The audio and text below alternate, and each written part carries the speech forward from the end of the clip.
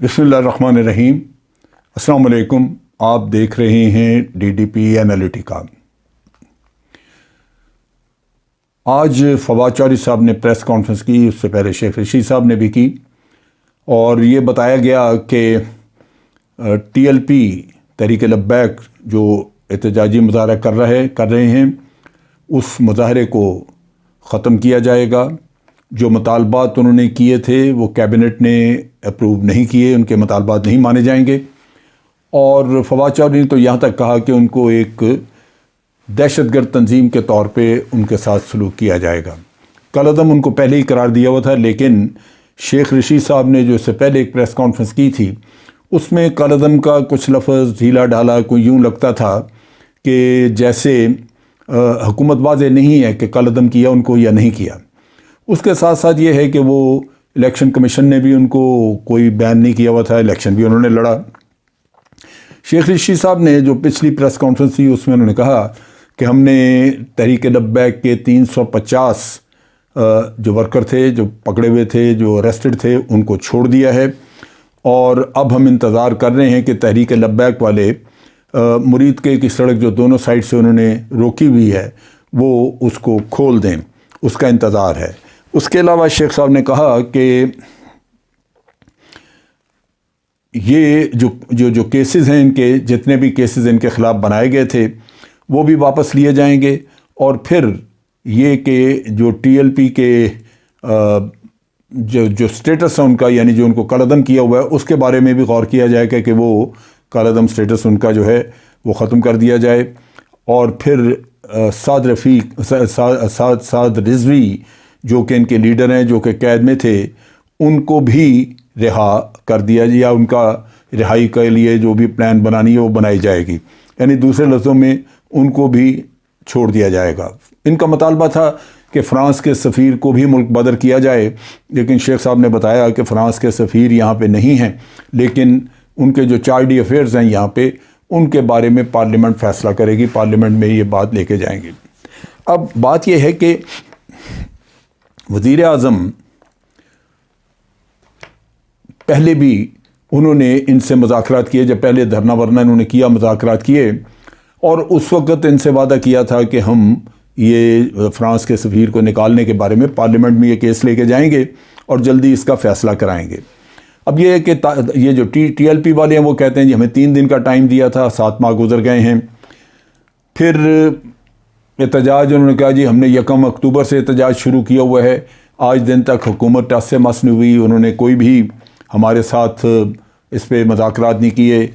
हम 15 दिन से फुटपाथों पे पड़े हुए हैं, और जो साद रिजवी को छोड़ने का किस्सा है वो तो 2 दफ़ा लाहौर हाई कोर्ट जो है वो हमारे हक़ में फ़ैसला दे चुका है, हुकूमत को ऑर्डर दिया है कि इसको छोड़ दें, लेकिन हुकूमत ने नहीं छोड़ा। हुकूमत कहती है कि हम सुप्रीम कोर्ट में उसके ख़िलाफ़ अपील में चले गए हैं। सो इस तरह एक खिचड़ी पकी हुई है। बात यह है कि हुकूमत ऐसे वादे करती क्यों है जो पूरे नहीं किए जा सकते। एक वक्त पे ये सोचते हैं कि ये धरने में आ गए हैं या ये मार्च करना शुरू कर दिया है, इससे कुराम मचेगा, लिहाजा इनसे जान छुड़ानी है। उस वक्त वादे किए, उनको कहा कि जाएँ आप, वादे पूरे नहीं होंगे देखा जाएगा। उस वक्त अपने गले से उतार दिया, बाद में आप वादा नहीं पूरा कर सकते। ऐसा वादा जो पूरा नहीं हो सकता वो पहले बता देना चाहिए, ताकि बाद में ये सूरत हाल पैदा ना हो। अब तहरीक लब्बैक जो है वो ये समझ रही है कि ये बड़ा सादा सा काम है कि हमने कह दिया फ़्रांस का सफ़ीर आप निकाल दें, तो बस हुकूमत को निकाल देना चाहिए। वो अपने आप को वो बता रहे हैं, वो कहते हैं जी हमारे महबूब नबी अकरम सल्लल्लाहु अलैहि वसल्लम उनकी शान में गुस्ताखी हुई। ये हम सब मानते हैं कि उनकी शान में गुस्ताखी हुई, और मैं समझता हूँ कि हर वो ज़ी शऊर आदमी जो अपने आप को मुसलमान कहता है वो सोच भी नहीं सकता कि नबी अकरम सल्लल्लाहु अलैहि वसल्लम की शान में कोई गुस्ताखी हो। लेकिन ये गुस्ताखी हुई है फ़्रांस में। आप अपना सफ़ीर यहाँ से निकाल दें, निकल गया, तब भी क्या हो जाएगा? उसके बाद भी अगर वो गुस्ताखी करेंगे तो फिर आप क्या कहेंगे? अगर सफ़ीर यहाँ मौजूद है तो फिर तो आप उसको धमका सकते हैं, उसको जाके एहतजाज कर सकते हैं, उसको बता सकते हैं कि जी ये आपके करने से हमारे लोगों का बहुत ज़्यादा इस पे मजहबी उनको ठेस पहुंचती है। वो समझते हैं कि हमारी अपनी जान और ज़िंदगी से ज़्यादा अजीज़ है हमें हमारे नबी, اور آپ ان کو ان کی اس طرح ان کے بارے میں نعوذ باللہ اس طرح کی غلط حرکتیں کرتے ہیں، تو شاید آپ کی بات چیت ان کی سمجھ میں آئے اور وہ یہ نہ کریں. لیکن آپ نے سفیر نکال دیا، پھر وہ جا کے تو جو ان کا جی چاہے کرتے ہیں، آپ کیا کریں گے اس کا؟ پھر یہ بھی سوچنا چاہیے کہ یہ جو سفیر ایک ملک سے نکلتا ہے، یہاں پہ 56 مسلمان ملک ہیں، ان میں سے جوں نہیں رہیں گی کسی پہ. احتجاج ضرور کیا ایک دو ملکوں نے، لیکن باقیوں کو پتہ ہی نہیں. ہونا یہ چاہیے تھا کہ آپ کا یہ مطالبہ ہوتا کہ حکومت سے یہ کہتے کہ جناب وزیر اعظم صاحب، آپ دورہ کریں، آپ اسلامی ممالک کو متحرک کریں، تاکہ اگر سفیر واپس کرنے ہیں تو سارے کے سارے اسلامی ملک اکٹھے کریں. اگر 56 سفیر فرانس واپس پہنچ جاتے تو سوال ہی پیدا نہیں ہوتا کہ فرانس ان کو اگنور کر سکتا یا آئندہ اپنے رویے میں تبدیلی نہ لاتا. لیکن ہم نے یہ بات تو کی نہیں. ہم تو اتنے بیوقوف ہیں اس معاملے میں کہ مسئلہ کہیں ہوتا ہے فرانس میں یا کہیں اور، توڑ پھوڑ ہم یہاں شروع کر دیتے ہیں، قتل و غارت یہاں شروع ہو جاتی ہے. اب اسی دھرنے میں آپ دیکھیے کہ پولیس والے کئی، میرا خیال ہے 7 یا 8 پولیس والے مارے جا چکے ہیں، کچھ دھرنے والے بھی شاید مارے گئے ہوں. کیا یہ مناسب ہے؟ اور پھر آپ یہ دیکھیے کہ یہ جو جلوس جلسہ ہے، اس میں مارنے والے خدا جانے کون ہیں. کچھ شرپسند اس میں گھس گئے ہیں. ابھی یہاں پہ انٹیلیجنس والوں نے بتایا ہے کہ وہاں سے اسلحہ، اسرائیلی اسلحہ برآمد ہوا. کہاں سے آیا وہ؟ اسرائیلی اسلحے کا اس مجمع میں چلے جانا، اس کا مطلب یہ ہے کہ باہر کے ایلیمنٹ جو ہیں وہ اس میں شامل ہیں. آپ کیوں نہیں سوچتے کہ تحریک لبیک یا دوسرے لوگ کیوں نہیں سوچتے کہ آپ اعلی کار بن چکے ہیں کسی اور کے؟ آپ کو پتہ بھی نہیں، لیکن آپ اعلی کار بن چکے ہیں کسی کے. کیا یہ طور طریقے ہیں؟ جہاں میں حکومت کو کہوں گا کہ وہ اس دھرنے کو، جب یہ ہوا تھا 1 اکتوبر سے یہ کہانی چلی تھی، تو اسی وقت معاملہ فہمی کرنی چاہیے تھی. اگر معاملہ فہمی آپ نہیں کرتے تو کم از کم ایسے مطالبات جو پورے نہیں آپ کر سکتے ان پہ وعدہ کیوں کرتے ہیں؟ لیکن دوسری طرف تحریک لبیک والوں کا بھی بڑا قصور ہے. حکومت کو تمام اس قسم کی تحریکوں کو بین کرنا چاہیے. اور یہ جو نبی اکرم صلی اللہ علیہ وسلم کی محبت ہے، اس کو عام کرنا چاہیے ہر پاکستانی کے دل میں. کیوں کسی کی ٹھیکیداری ہو کہ وہ چند لوگ یا جو بھی 1000 2000 لاکھ کہہ لیں، 2 لاکھ کہہ لیں، اس پاکستان میں 22 کروڑ لوگوں میں سے چلیں، 50 لاکھ کہہ لیں، وہ ٹھیکیدار بن جائیں. کیوں؟ ہم سب کا ٹھیکہ ہی ہے، ہمیں سب کو احتجاج کرنا ہے. لیکن اس احتجاج میں ہوش اور عقل شامل ہونی چاہیے کہ کیا احتجاج میں آپ دوسرے ملک کو جہاں یہ ہوا واقعہ اس کو پیغام دے رہے ہیں یا اپنی تباہی کا سامان کر رہے ہیں. یہ چیز سمجھنے کی جو ہمارے لوگوں کو سمجھ نہیں آتی. واقعہ کہیں ہوتا ہے، ہم توڑ پھوڑ یہاں شروع کر دیتے ہیں اور دلیل کی بجائے وہ ایک فساد بن جاتا ہے جس کی وجہ سے ملک میں کوحرام مچ جاتا ہے. اب ہوا یہ ہے کہ یہ جو جھگڑا یہاں چلا اتنے دن، گاڑیاں جلائی گئیں، فائرنگ بھی ہوئی، سینکڑوں کے حساب سے وہ آنسو گیس کے گولے پھینکے گئے. انہی دنوں یورپین یونین کا اجلاس تھا. یورپین یونین میں یہ بات وہاں پہ ڈسکس ہوئی اور انہوں نے کہا جی کہ پاکستان ایک انتہا پسند ملک ہے. وہاں پہ انہی کی ویڈیوز، انہی کی تصاویر چلا کے دکھائی گئی کہ یہ دیکھیں جی وہاں پہ تحریک لبیک کیا کہہ رہی ہے. یورپ ہے، وہاں پہ سب کی ہمدردیاں فرانس کے ساتھ ہیں. وہ کہتے ہیں ایک ان کے اپنی سوچ ہے، اپنا خیال ہے، اچھی بری جو بھی ہے، وہاں پہ اتحاد ہے ان کا، وہ آپس میں سارے اکٹھے ہیں. انہوں نے کہا کہ جی یہ پاکستان اسلامی دنیا میں واحد ملک ہے جو یہ حرکت کر رہا ہے.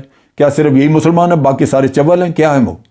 لیکن پاکستان ہے. یہاں پہ تو راج ہے ایسے لوگوں کا جو بھی اٹھ کے تحریک بنا کے اس کا دائی بن جائے، ٹھیکیدار بن جائے، اس کے بعد وہ ملک میں جتنا چی چاہے فساد پھیلا لے. اس پہ انہوں نے قرارداد پاس کی. اور آپ امیجن کریں، سوچیں ذرا کہ یہ قرارداد جو ہے وہ کتنی میجورٹی سے، یعنی 681 ووٹ جو تھے وہ قرارداد کے حق میں گئے کہ پاکستان کو ایک دہشت گرد ملک قرار دیا جائے، اور 3 ووٹ صرف اس کی مخالفت میں آئے.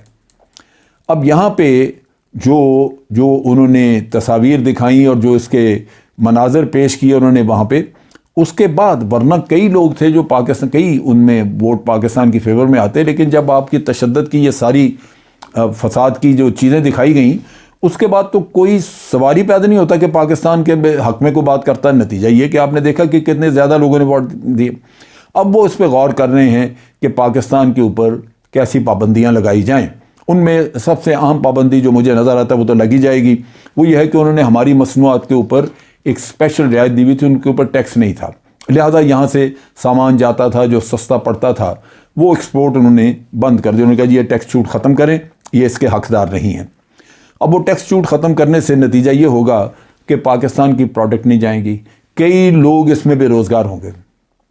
کئی لوگ جن کا ایک سلسلہ چلا ہوا تھا کہ وہ یہ باہر اپنی پروڈکٹس بھیجتے تھے، سامان یورپ میں جاتا تھا، اور آپ کی اگر فیکٹری ہے تو فیکٹری چل رہی تھی، اگر آپ نے چھوٹا موٹا کوئی کارخانہ لگایا تو وہ چل رہا تھا، آمدن آ رہی تھی، کئی لوگوں کو روزگار ملا ہوا تھا.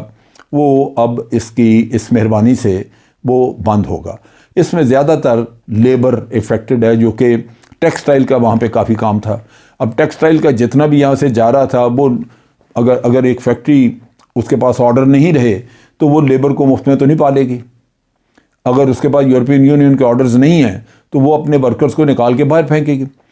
جو کچھ بھی ہو بالآخر سارا نزلہ گرتا ہے آ کے اس ایک مزدور پہ جو کہ بے روزگار ہو جائے گا. کیا کمایا ہم نے اس میں؟ ہمیں 7 ارب ڈالر کا بزنس وہاں سے مل رہا تھا، جو اگر ختم ہو جاتا تو آپ سوچ لیجئے کہ 7 ارب ڈالر کے اوپر کتنے گھروں کا چولہا جل رہا تھا یہاں پاکستان میں. کیا ملے گا ہمیں؟ اور ہمیں یہ سارا کچھ کر کے کیا ملا؟ اگر فرانس سفیر یہاں سے نکال دیا جائے اور اس کے باوجود فرانس وہی کچھ کرتا رہے جو آج کر رہا ہے، اور ہمارے لوگ بھی بھوکے ہو گئے، وہاں سے نکال دیے گئے کہ ان کی پروڈکٹس وہاں پہ بین کر دی گئیں، تو آپ سوچئے کہ ہمارے سے بڑی حماقت کسی اور نے کی ہوگی. یہ وہ چیزیں ہیں سوچنے کی. آپ نے اپنے جذبات کا اظہار کیا، فرانس کو میسج چلا گیا، حکومت نے احتجاج کر دیا.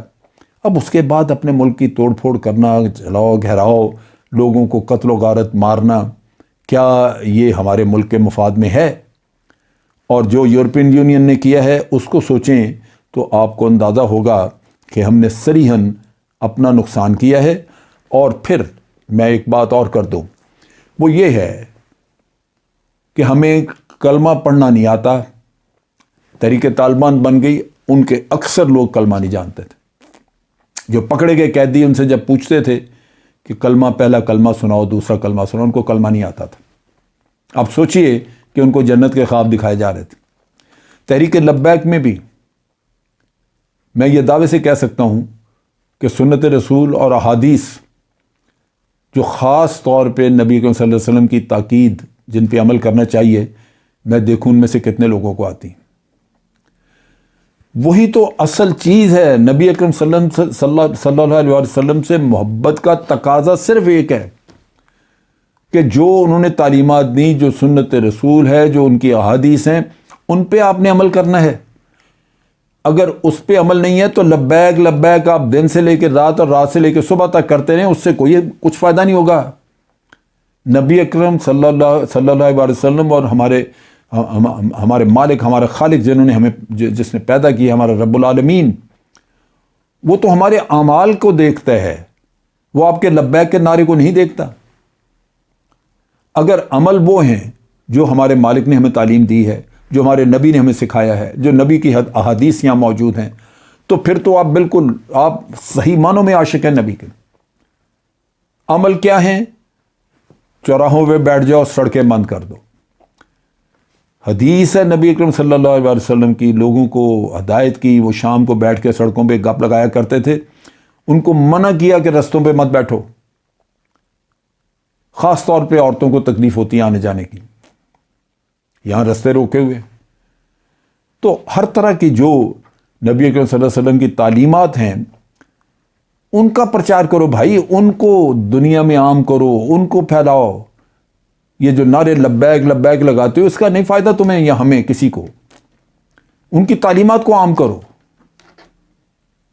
تاکہ وہ دنیا وہ شکل اختیار کرے جو ہمارے رب العالمین نے چاہا تھا، جو ہمیں عطا کی تھی کہ یہ دین ہے، اس کو پھیلاؤ. اس کی بات نہیں ہے کیونکہ ہم جانتے ہی نہیں ہیں، نہ حدیث کا پتہ ہمیں، نہ ہمیں سنت رسول کی کوئی تعلیم ہے.